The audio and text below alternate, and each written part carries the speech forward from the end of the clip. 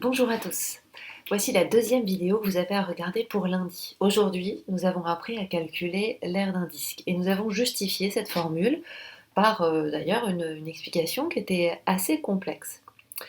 Pour lundi, qu'est-ce que vous avez à faire? Vous avez à regarder l'autre vidéo et puis vous avez à apprendre par cœur que l'aire du disque se calcule par pi fois rayon, en vous souvenant que pi, vous pouvez prendre 3,14 comme approximation, mais c'est assez imprécis en fait. Bon, pour nous, ça suffit parce qu'on n'a pas besoin d'une précision monstrueuse, mais je vous rappelle que sur votre calculatrice, vous avez une touche qui vous permet d'avoir une approximation quand même, mais plus précise. Et puis ensuite, je voudrais que vous fassiez les exercices 9, page 163, 28b, page 167 et 29a, page 167. Mais pour vous aider, je vous donne un coup de pouce d'ailleurs commencé ce matin pendant la séance, en vous détaillant ces trois questions-là, l'exercice 7, le 28A et le 29B, c'est-à-dire en fait un exercice entier et puis les deux autres que cela, pour que vous soyez en mesure de faire ces exercices tout seul. La fois prochaine, nous calculerons l'aire d'une figure encore un petit peu plus compliquée. Alors, on va commencer par l'exercice 7, donc le voilà. Alors, dans cet exercice 7, page 163, je vais refaire vite fait le petit schéma. Vous avez hop, un disque délimité par un cercle et on vous indique que son rayon vaut 9 mètres. Donc ici, le rayon est égal à 9 mètres. Il s'agit de calculer l'aire de ce disque. Alors, comme on vient d'apprendre la formule et qu'évidemment vous l'avez bien appris tout comme il faut, eh bien je sais que la formule c'est pi fois rayon fois rayon. Je vous rappelle que je fais bien attention, rayon fois rayon, c'est pas 2 fois rayon. Rayon fois rayon, c'est rayon au carré. Mais ça, vous le verrez en cinquième. Enfin, on l'a déjà vu un petit peu. Hein. Ça va nous donner pi fois 9 mètres fois 9 mètres. Et ça, eh bien, je le calcule. Alors, quand je vais retrouver ma calculatrice, je pourrai l'utiliser pour calculer. Là, je l'ai perdue actuellement. Enfin, je ne sais pas où elle est. Donc, je vais utiliser l'excellent émulateur de ma calculatrice, justement, Work, qui est téléchargeable sur téléphone gratuitement. Alors ici, j'ai donc pi fois 9 fois 9. Et ce qui s'affiche, c'est 81 pi.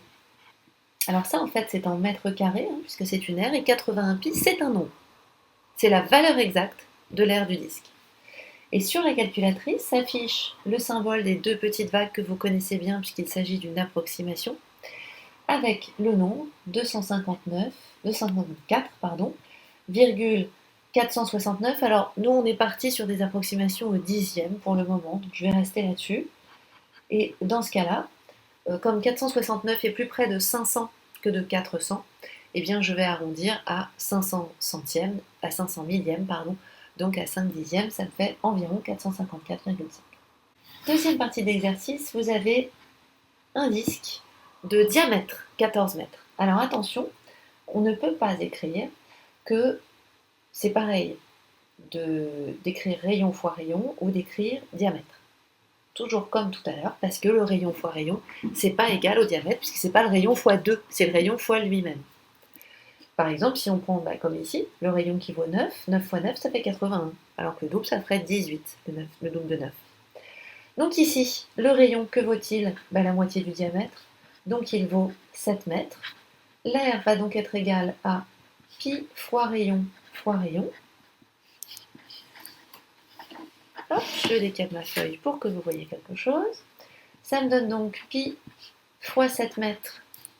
Ce sont des centimètres, excusez-moi. 100 cm fois 7 cm. 7 fois 7, ça fait 49. Donc la valeur exacte, c'est 49 pi centimètres carrés.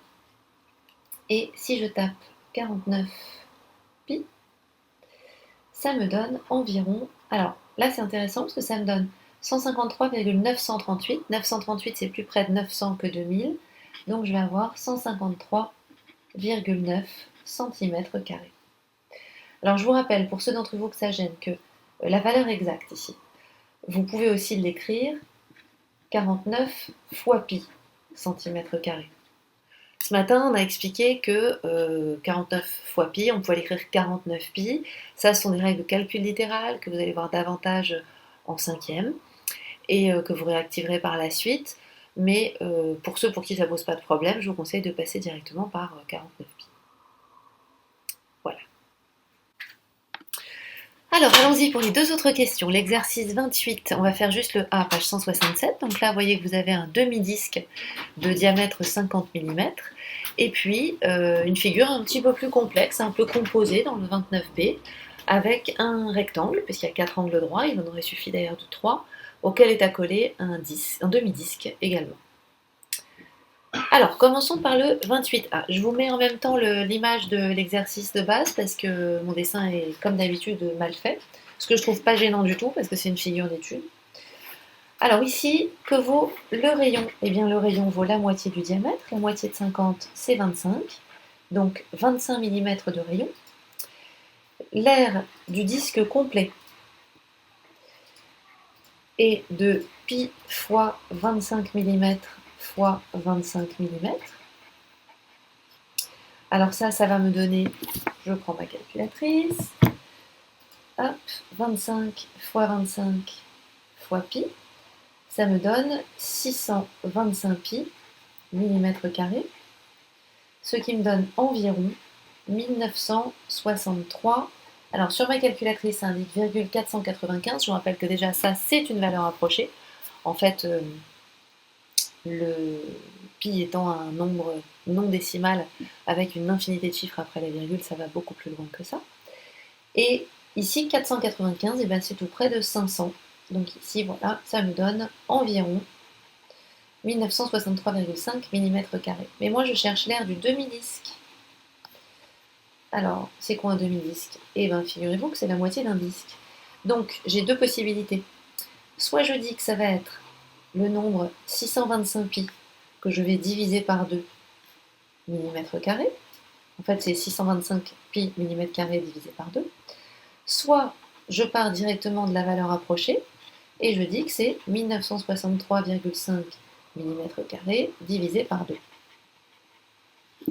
Alors si je divise 1963,5 par 2, hop, j'obtiens que ça me donne environ 981,75. Donc moi je vais écrire 0,8 mm². Si je tape 625 pi divisé par 2, et bien là, je trouve 981, jusqu'ici tout va bien, virgule, alors ma calculatrice m'indique 7477, moi je vais donc garder 7 mm². Vous voyez qu'on a une toute petite différence.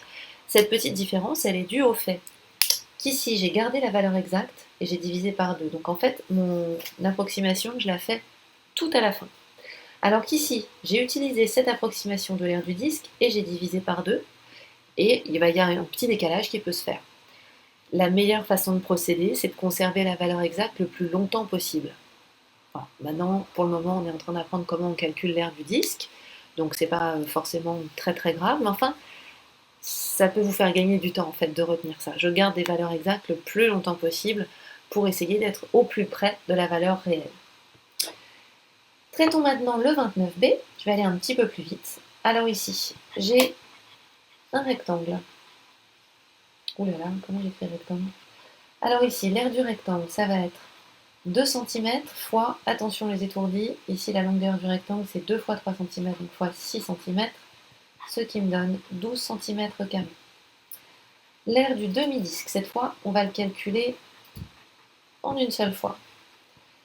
Donc vous pouvez avoir une petite variation par rapport à moi si vous avez fait des étapes et calculer des valeurs approchées. Ici, ça va être, je vais mettre des parenthèses, mais qu'elles ne soient pas nécessaires, mais ça on va en reparler, on en a reparlé aujourd'hui, puis on va en reparler lundi. Pi fois 3 cm fois 3 cm, ça me donne l'aire du disque entier, et comme c'est un demi-disque, je vais diviser par 2. 3 fois 3, ça fait 9, donc en fait je sais que ça me fait 9 pi divisé par 2 cm². Ça va me donner alors 4,5 pi cm², mais là je pense que ça vous allez avoir du mal. Alors n'hésitez pas à taper ça directement sur votre calculatrice. Pi fois 3 divisé par 2, ça nous donne environ 14,1 cm². Pensez toujours à une petite vérification quand même, histoire d'être sûr qu'il n'y a pas de souci. Ici, je suis dans les 4,5, pi c'est environ 3. 4 x 3, 12, 5 x 3, 15. C'est normal que mon résultat soit entre 12 et 15. Et puis du coup, l'aire de la figure, l'aire du dessin complet, de la figure aussi d'ailleurs, eh bien ça va être 12 cm², je vais mettre environ parce que là j'ai une valeur rapprochée, plus 14,1 cm², soit 26,1 cm² à peu près. À vous pour les autres exercices.